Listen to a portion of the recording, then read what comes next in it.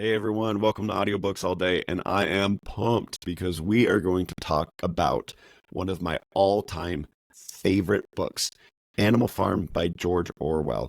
If you haven't read it, it's really easy. Go to the Audible Plus catalog. It's right there. It's free. Check it out. It's like 3.5 hours. You have 3.5 hours to listen to a book that can change your life. So this book was published in 1945. And the original idea actually started in 1937, but it took George Orwell a few years to actually write it down and then get it published. And there's the story, the inspiration for this story. It's essentially an allegory of the 1917 Russian Revolution. This is the revolution where Joseph Stalin came to power. And the book is really, really interesting because it's about animals. It's about these animals. And my favorite part of this is the insane amount of introspection that this book makes me do. Because each one of these different animal groups, because you have cows on a farm, right? You have cows, you have pigs, you have horses, you have cats, you have donkeys, you have all these different animals, and each one of these animals eventually, they fulfill their own role on the farm. So Mr. Jones is a farmer, Mrs. Jones is Mrs. Farmer, and these animals each play their own different role. And what I thought was so interesting is as the book progressed, is seeing how these roles either changed or didn't change, and then kind of where I sit in, where am I in society? Where am I in my family? Where am I in life? And how do I change? How do I not? But everything kind of changes for this farm. It's called the Manor Farm in England when, the farmer, Mr. Jones, he just is drunk all the time. He doesn't feed all of his animals correctly, and it caused one of the pigs to give a great speech. Right. He had this dream, brought all the animals together. He's super well respected. The pig's name is Old Major. And he essentially says, comrades, I had a dream that one day animals of England will be free.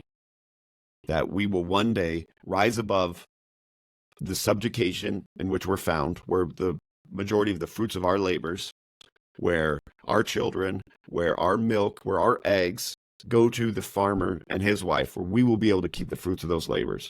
Where we will be able to live in harmony and peace, and where we will be in charge, the masters of our own fate.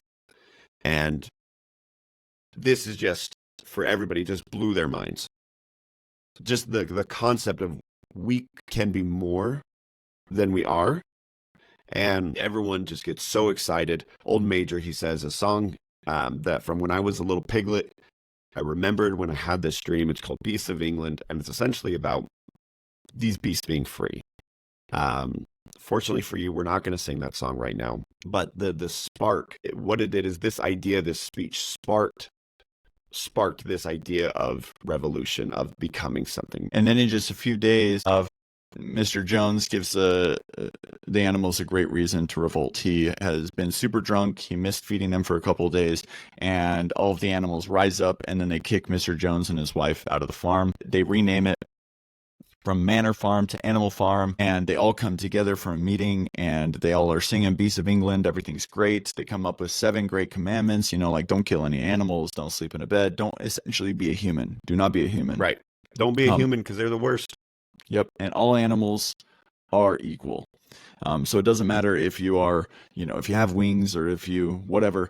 But the main thing, because not all the animals can really understand all these rules. So especially the sheep, who are kind of like the lowest life form of intelligence on the farm. All they do is they just shout out, essentially, 4 legs good, 2 legs bad. And that's what essentially starts this movement within the farm. They start growing all their own stuff. They actually have a really bountiful harvest. Well, over time, what happens is that different people start to fill different roles. Right. Just as you were saying at the beginning, there's kind of this stereotype of each of the animals, and the sheep are just the blind masses.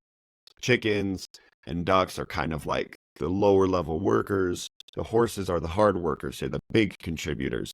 The dogs are like a police force. They're super loyal. And the donkey is just has a bad attitude. And everyone is so excited about the revolution. Animal Farm.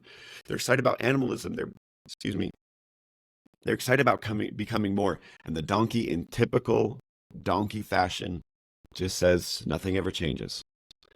And everybody's starting to fill their role. And the pigs start to take the role of the leaders. Pigs are very intelligent animals, and they start to work. They start to read. They start to read Mr. Jones's books. They start to bring a level of organization and efficiency to the other animals that they likely wouldn't have been able to attain without them. Two primary pigs rise up, Snowball and Napoleon, and initially they were very on the same page. Well, they started to have different ideas. Snowball really wanted to build this mill, wanted things to become more efficient. Mr. Jones actually tries to take back his farm in this great battle of the cowshed. They repulse the humans, and it kind of creates these legends within the farm community of these heroes of battle. And what winds up happening, though, is as Snowball and Napoleon start to diverge in terms of their thoughts, Napoleon, there were some puppies in the beginning, and he had trained them to essentially become now dogs, and he boots out Snowball.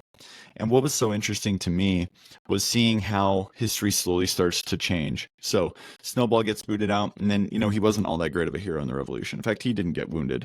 And then one of the horses, Boxer, who we'll talk about in a sec, he goes, I remember him being wounded, but maybe he wasn't. And then eventually it gets to the point where Snowball was in cahoots with Mr. Frederick, a farmer down, the way the whole time to usurp their rebellion. He never wanted them to be free. And then, he starts to become like this boogeyman. Everything bad that happens around the farm, it must be Snowball, which, really starts to make everybody there afraid, really reliant on Napoleon, who now has taken full charge. And, you slowly start to see Napoleon rewriting the rules to keep everybody safe.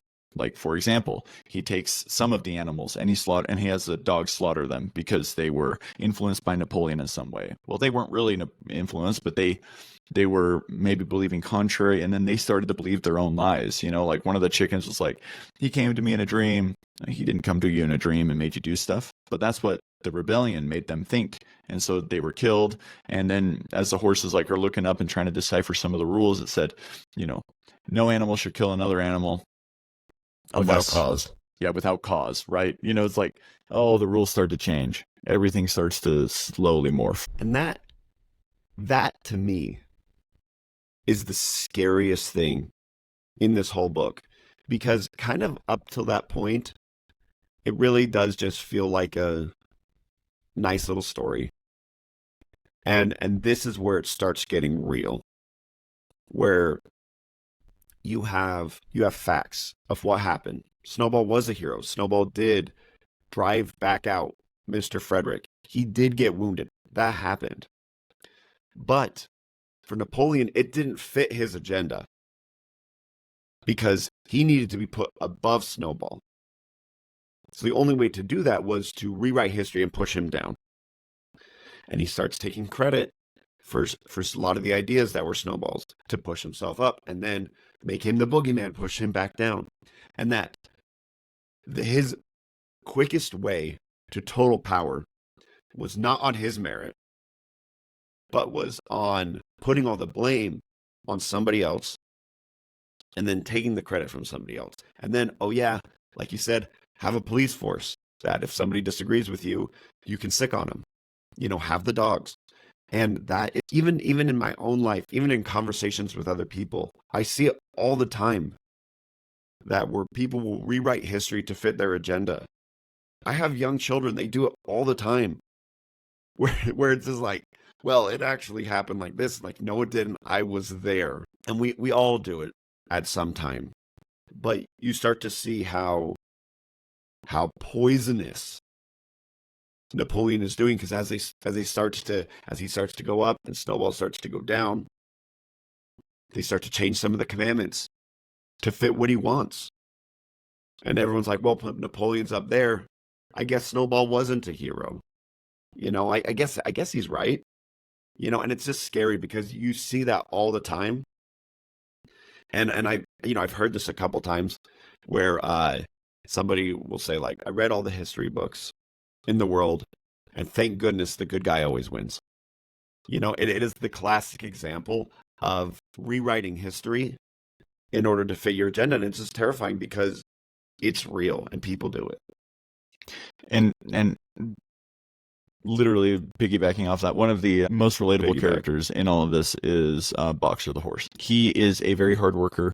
He has devoted his life to the cause, to building a mill, and he winds up being essentially the one that decides that, well, I don't know all of the facts, but I'll just work hard. I'll just be dedicated to Napoleon. I'll just be dedicated to this cause. I've dedicated my whole life to it. And in fact, I'm not going to retire. I'm going to keep going. And now he's a 12-year-old horse. He falls while he's doing all of this mill work.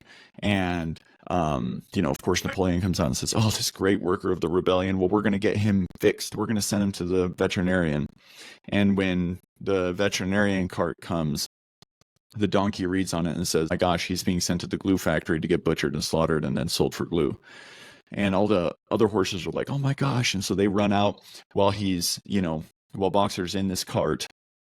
And they say, hey, get out. You got to get out. Well, the thing that was so relatable is that now he's too weak. He's too weak to get out of the cart, where normally he would have been able to break down the door, but now he can't, and now he's taken away to his death. And actually, one of the things that was so sad was the other horses go to the other horses that are pulling that cart, and they're like, "Don't you know what you're doing?" And then they just look straight ahead, and it says in the book either they've resigned themselves to just accept what they're doing, or they were too dumb to know what they were doing. And I think that probably is the case for all of us. So anyway, Boxer's super, super relatable story, and things only get worse for the animals from there on. Right.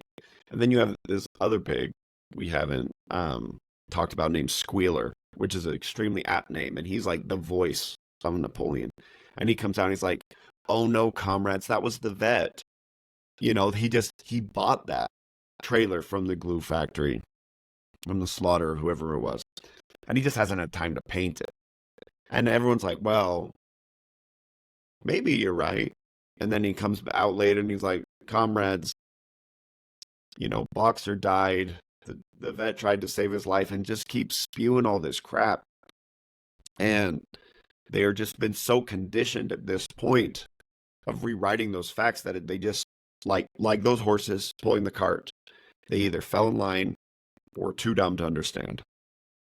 And how this once really, really powerful group of individuals who rose up and took the farm for themselves so they could be brothers and sisters, so that they could share everything, were slowly having their individuality, were slowly having their rights and their freedoms, and in Boxer's case, their lives taken away as the pigs start to change the commandments and they start to take the role that Mr. Jones had.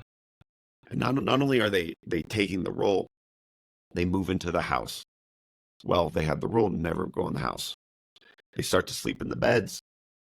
They had the commandment to never sleep in a bed. They had the rule never to drink. Well, they find whiskey, and the pigs figure out, you know what? They like it. So they start to, make their own whiskey. And they start to, when the mill is finally done, instead of using it to decrease the work, they use it to sow another field of barley and of wheat so that they can distill more booze. And they just start to take more and more control till they're just as totalitarian as any entity they have, just as much as Mr. Jones was. And then, right at the very end, I think that, it's really where everything comes together, and it's like the most action-packed 10 minutes of any book that you could have is like the last 10 minutes of the book. And essentially the pigs, they come out and they're all wobbling because they're trying to walk on two legs. And when the sheep see them, does the pigs start to walk on two legs and starting to wear, Farmer Jones's clothing. They say, the sheep say, 4 legs good, 2 legs better. And that starts to be their rallying cry. And then the pigs come out with whips. They start to do all these things. And finally, at the very end, they start to form partnerships with the humans. Humans start to come and tour this farm. I mean, it's the only farm that's run by animals in all of England, and they're doing so well. And in fact, they don't even need to feed their farm animals as much as other farmers need to. They have such good control. How do they get such good control of their animals and everything? And the book ends so crazily by the pigs are in there playing cards with their human masters, and some of the animals look in. And when a fight breaks out over some of the cards, the pigs are yelling at the humans, and the humans are yelling at the pigs, and the animals on the outside can no longer distinguish between the two. And Right. what, for me, the biggest take home lesson isn't trying to take the words of the book and extrapolate it on my particular macro political environment. That's not helpful. It's not the same. But what I can do is start to look at all the different animals and start to examine, where am I in my hierarchical structure? Where do I exist? And where do I need to be better? Where do I accept things? And where do I need to change things? Because ultimately, the most important rebellion isn't stoking a political rebellion in my case, but it's rebelling against the person that I am, and hopefully shaking off those shackles and becoming the person that I need to be. Right. You know, I think for me, you know, similarly, my biggest takeaway is, excuse me, just that you can't lose sight of yourself. You can't lose that control of yourself. You know, the book, it's an allegory and it's a story, but we see these things in our own life. And we've seen them throughout history, where people will rewrite history, or will force others in a totalitarian regime to just fall in line, and will eradicate those who get out of line, or who could get out of line, or just to make a point, or for no good reason at all. And just that it's important for every single one of us to think, right? You know, we can't, you know, we elect officials, and you know, we have governments because one person is incapable of making every single decision. And I think that's something that we need to remember, that we can't give that power to somebody else.